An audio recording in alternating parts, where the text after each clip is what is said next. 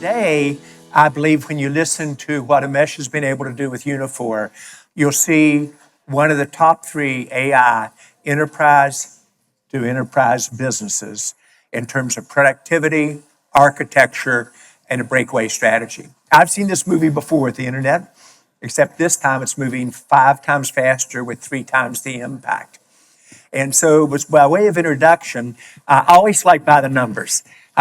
250 million ARR, growing at 70% year over year, over 2,000 customers, 300 of the 500 Fortune 500 in terms of direction, and moving from a company that sold entry, if you will, find your position in the company and then expand to beginning to sell architectures across all the enterprise. My goal today is just to have him talk what he's seen in the market and how fast it's changed in terms of outcomes. We've got lots of speakers that can really talk technology extremely well. You've traveled all over the world for the last 18 months. Your board has trouble keeping track of you, but you've talked to a lot of customers. What's the transition literally going into this calendar year versus just a year ago? How much have things changed? How much of focus is on productivity? How much has it moved from what is your strategy? And have you got some proof of concepts going to customers really say, I'm going to go after it full bore? What do you see? Well, first of all, John, it's an honor to do this with you. Like you have been coming to the Montgomery Summit for the last 6 years. And let's make this the best panel that anyone has attended today. But talking about the transitions that we're seeing, before I come to what I'm seeing this year, there's a reason I decided 18 months ago that it's going to be really important for me personally and my team to stay very close to our customers, because I saw how quickly they were beginning to learn generative AI, the architecture, and shift their thinking. Thank God we were in business with over 1,500 customers at the time, today over 2,000, because I was able to call on those CEOs and CIOs and really listen what they were thinking. 18 months ago, AI moved from a subject which was a point solution, a solution for a contact center, a solution for sales, a solution for cybersecurity, to a horizontal platform. And I saw that shift occur firsthand, and the answer was clear to me that for Uniphore to be a close partner to our customers in the future, we have to move and be that platform of choice for our customers. Staying close to my customers in Asia, in Europe, in the US, has allowed me to see how they've evolved. In the last 6 months, the new word that everyone's talking about is agentic AI. It's agentic AI. And a lot of my customers say, oh, it was generative AI last year and agentic AI now. Yes. Without realizing they're still talking about the same thing. But the big shift that has occurred now is almost all of our customers are past the cycle of proof of concept.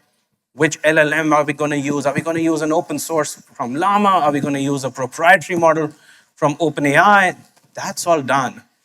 Now it's about where can we have the biggest bang for buck? Where is the big ROI? Because each of these companies, their board of directors, their shareholders are putting pressure on the CEOs. And the companies that are coming out with success stories of how they've implemented and adopted AI and delivered outcome, they're being rewarded with their share price being sent up. And the companies who aren't able to show that, no matter how good their earnings go or performance go, their stock is going down. And we are seeing this example across the board. So right now, we are very focused in helping our customers realize true potential, true ROI. It could be in areas like marketing, customer support, sales, or finally back office, finance and legal and HR. So it's a company-wide phenomenon that we are seeing across our customers. I think many people do not grasp the productivity that's going to happen here.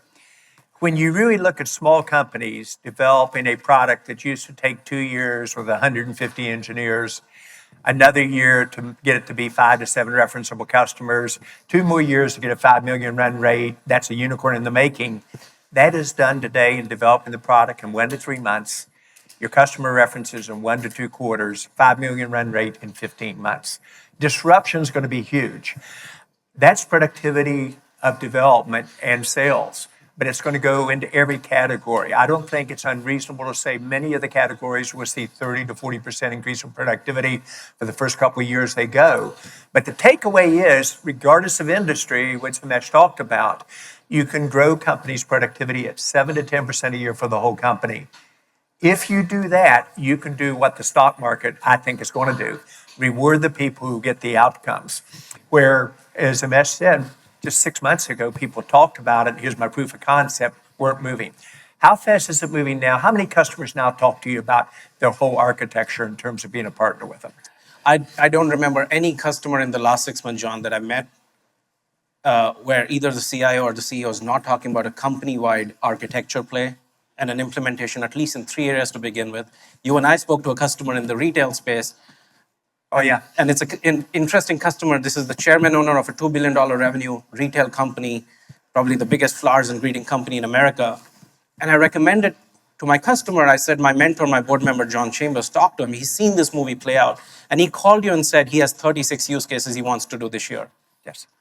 And for a change, you were holding him back and saying, I'd recommend you do 4 or 5. Let's make that successful because we do a company-wide. So in the last 6 months, fair to say, a Fortune 500 company, a telecom company, a bank, an insurer, or a retail company, everyone has now identified 30, 50, 100 use cases that they're ready to roll.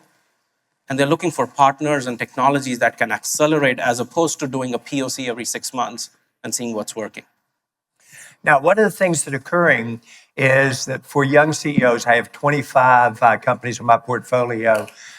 We have 11 unicorns already. Average growth is 40 to 50%. This one's 70% off a 250 million base. But I often worried about the young CEOs saying, John, here's my strategy for this year. And 6 to 12 months later, they'd come back, here's my new strategy. And I felt they weren't focused. Now, that was true 3 to 5 years ago. How often do you change your strategy today? Well, right now, if I'm not coming back to my board every 6 months and saying, I need to tell you about our big shift in direction, I know I'm not keeping pace with the market because that's how fast this is moving. The Monday that DeepSeek happened, the week before that, I was in World Economic Forum in Davos. DeepSeek had already become a topic in the streets of Davos, and we were all talking about it. But nobody saw what that Monday would bring. The stock market had crashed. Everyone was rechecking their assumptions and math on, did we overinvest in CapEx, and did we choose the right model, and what will this all mean? This is a DeepSeek, right? This is DeepSeek. But here's what happened. I had already spoken to at least 20 CIOs by then, or our customer base, some of the biggest banks in the world, the biggest CIOs. And especially corporate America CIOs were telling me the reverse. They said, this is a great innovation. We always knew the cost of compute was going to trend to zero. DeepSeek is just showing us that it's going to move faster than we had imagined. But here's the issue. Within the enterprise, the use cases that they're looking at for generative AI or agentic AI, their ROI is already so large that none of my customers were waiting for the cost of inferencing to go down. So in many ways, for enterprise, it was a non-event. The second thing I heard from my customers, especially America, is one of the CIOs of a bank told me, Umesh, don't quote me on this, but we don't even use a Lenovo laptop in the bank, let alone letting a model that's going to touch our data, which is coming from a country that's not a friend of US right now. And so when people talk about these things, there's so much noise, there's so much confusion. People ignore the reality of enterprise AI is back to delivering ROI. It's an architecture play. Do it securely, do it with options. And the key reason why we win against our big competitors, in some cases it's hyperscalers, is because we deliver a sovereign AI solution, which means we give our customers the optionality of choosing where they want to run AI, who should touch their data, who shouldn't, which infrastructure they want to use, and they can keep changing their mind. It doesn't matter. You know, one of the things that I believe Umesh has done, I think the best in the whole AI enterprise industry is the AI platform architecture. Easy to say, lots of people use the buzzwords. That was the play we ran at Cisco. It was an architecture for the network, routing, switching, multimodal, using today's words in terms of data, voice, video, imaging. Every move you made, whether it was on security or what models or who you interfaced to, had a spot in this architecture. Every acquisition we made a difference. This gives comfort to enterprise customers to say, I'm going to standardize on somebody that will protect my data, but also, to as much as possible, future-proof where you're going.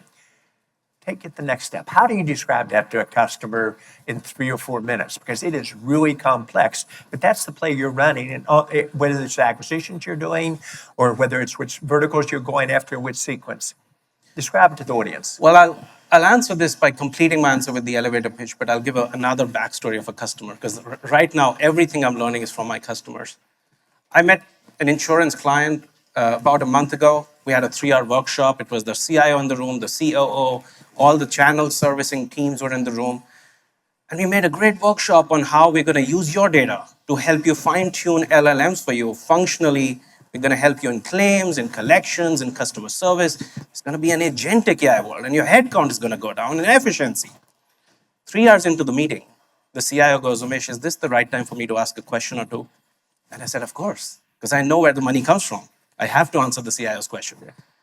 And he said, is it your assumption, Umesh, that for all of this to happen, these LLMs to run, that my data is going to be in 1 or 2 storage areas? And I said, absolutely. Now, we work with Databricks, we work with Snowflake, we give you optionality. But wherever your data is, we're going to connect to it, and we're going to make this happen for you.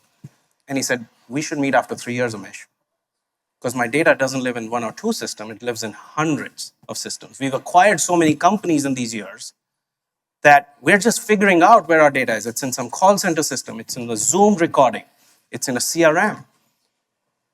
And that was what told me that the single biggest impediment in front of my customers to adopt AI isn't about LLMs, isn't about GPUs, isn't about infrastructure. It was about getting their data in a place or format. And that led us to doing not 1, but 2 data acquisitions in December last year, where today I can go back to the same CIO and say, we're not going to meet you in 3 years. We can get you there in 6 weeks. We can create a virtual data fabric. We connect to hundreds of systems. Wherever your data lives, we create a virtual data fabric. It looks as if it's in one place. And now, by the way, we have an architecture which is a zero-copy architecture, which means I don't even have to make copies of your data. Wherever it is, I can work with it. And now I can point LLMs and RAG systems to learn from your data. So I now tell my customers that this is a 4-layer cake architecture. We have a data layer, we connect where your data lives. We have a knowledge layer. We use Gen AI to convert your data into searchable knowledge. We have a model layer. You choose which LLMs you want to use. Open source or proprietary, doesn't matter. And then we have the agentic layer. These are AI agents connected to your company's knowledge, connected to your company's data. And to be provocative and generate their interest, we call this the zero data AI cloud, the zero data AI cloud. Because just like in the world of cybersecurity, we all came up with zero trust. We weren't saying you're not worried about trust. We were saying from here on, trust isn't the concern of you. Similarly, in the world of AI, we're saying, of course it's about data. But from here on with the Uniphore architecture, you don't have to worry about where is your data, how clean is it or not. We take care of that. You know, it's fascinating. Unfortunately, this market is off to a slow start this year, which we all understand. The IPOs are probably going to be 6 months later than I thought they would be, just toward in the fall. You learned how to do innovation, much like I did at Cisco. You do it internally, but if you can't get there very quick, you strategically partner. If you can't get the right strategic partners, you acquire. Normally, I would not recommend a early stage company acquire. You've acquired 7 companies. You've got it down. All of us as investors and board members know the majority of acquisitions fail, but so far you fit them right into your architecture. And I think this is going to be the majority of exits this year will be M&A by far, as opposed to the reverse. Often acquired not just by strategics, but by other companies. How do you think about that? And what are some of the lessons learned doing it right and wrong? Obviously, you see how it fits into his platform. Obviously, you see how you begin to have one person for AI across the company, and data is the new resource for the customers. Take us the next step. How do you do this acquisitions, and what have been your lessons about do's and don'ts for the people in the room? Well, John, you're leading me to an interesting topic. Right as a student of history of technology, right from the days of networking to ERP, to CRMs, to cloud, to mobile, now AI, the trend is very, very similar across. AI is just moving faster, but it's following exactly the same trend. A new technology appears. First, hundreds of people want to do innovation on it. So lots of companies, startups, big companies, they all jump in. And then one or two key players break out, just like you did in the networking days, and Cisco just led the pack. And we saw Salesforce do it in the CRM days. AI is no different. We are seeing for each of the problems that I articulated, the data problem, the model problem, the AI agent problem, in each of those categories, we are seeing hundreds of companies, big and small, jump in. Now, we know not all of them will make it, because for the large enterprise, it's not so much about I'm going to work with 15 vendors and integrate all of them. They need an end-to-end platform, somebody who can bring all of this together, and that's what Uniphore does. Now, that gives us the license to constantly listen to customers and say, what's your next challenge? What's coming in the way? Just like the CIO told me their challenge was data fragmentation, and I came back to my engineering leadership and said, have you thought about that? If we start to solve it, how long will it take? Which are the good companies out there that we've seen either to partner? And that gives us a scan of the market of companies that we can either partner with or acquire, that reduces our time to market and that solution. Now, 3 things I've learned from you and all the lessons you've taught me from the board in terms of acquisitions. First, the company we're looking at in terms of acquisition, first and foremost, their architecture needs to match ours. If the architecture doesn't match ours, there's no point acquiring that company, because we'll create so much tech debt that we'll be repaying that for years. Second, their go-to-market. That company, we sell to large enterprise. The acquiring asset should be built for large enterprise and not SMB. Because once again, software is great, but if they build it for SMB, I'll have to rewrite the software. But the third is the most critical piece. And third is almost a fatal error if it doesn't match, which is the culture. Yes. I look at the people, I look at the CEO, the founder, and I meet several people on the team, and I determine, is their culture going to match ours? Not good or bad, does it match ours? Because if that doesn't happen, it could be great technology on our architecture, it could be the right GTM for us, but if the culture doesn't match, the acquisition will never work.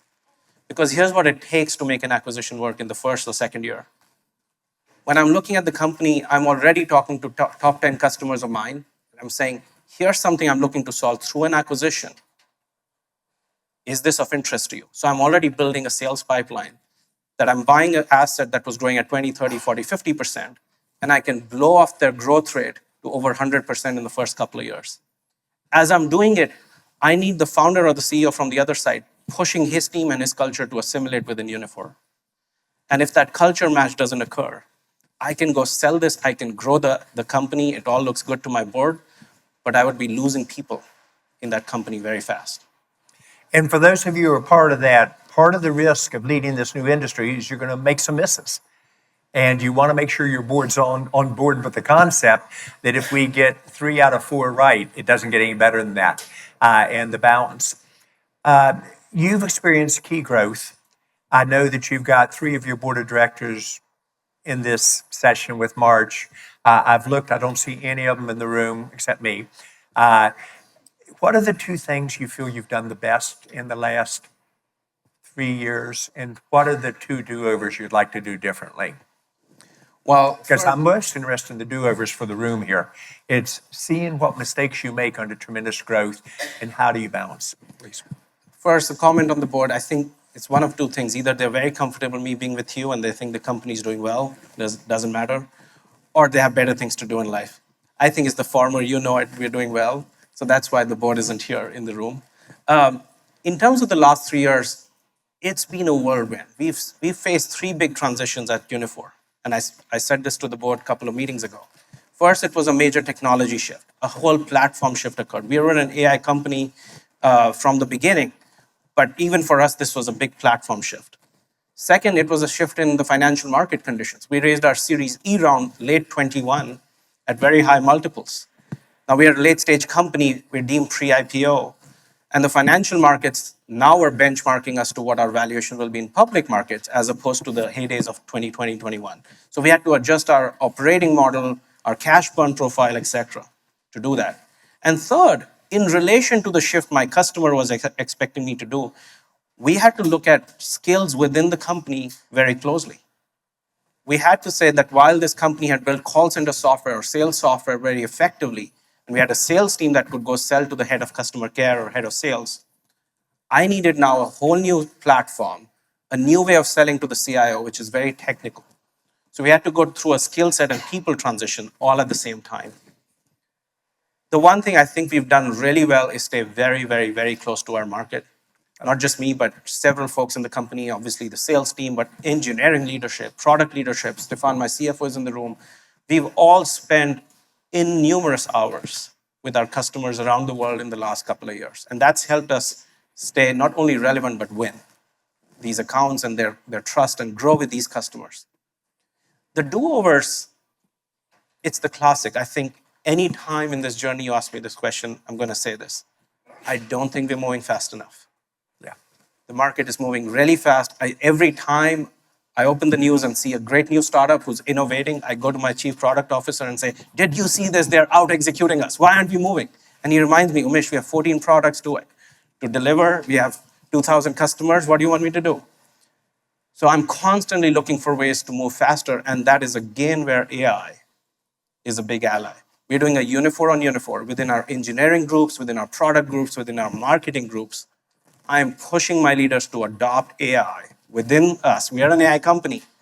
We have to be the role model for the world where we extract 50% more bandwidth and efficiency because we use AI within the company. The question I enjoy the most in this type of session, if there's one thing that you wish you knew 8 years ago when we first met that you now know now, what would it be and how would you share that with the room? Oh, I go all the way back, John. If somebody had told me building a company was so hard, I probably wouldn't have done it. I agree. It's a bit like Jensen Huang, who was last year asked this question of, if you were to start a new company all over again, what would it be? And he said, I wouldn't do it. But 8 years ago, strategically, there was no way to know this. I have a friend who at that time worked in Google. And I heard this story just last week, which fascinated me. And he went to his boss. Larry was running the company at the time. And Google with Android had created this photo recommendation app where you have some people on pictures and Android would pick similar pictures and make a recommendation to you. And this is 2014. And this general manager went to Larry and said, look, this is a cool thing our engineering team had developed. And Larry said, I'm very confused. Why did you take this picture? And the GM said, well, it could have been any picture, but I want to show you the AI app here. And Larry said, no, I still don't understand.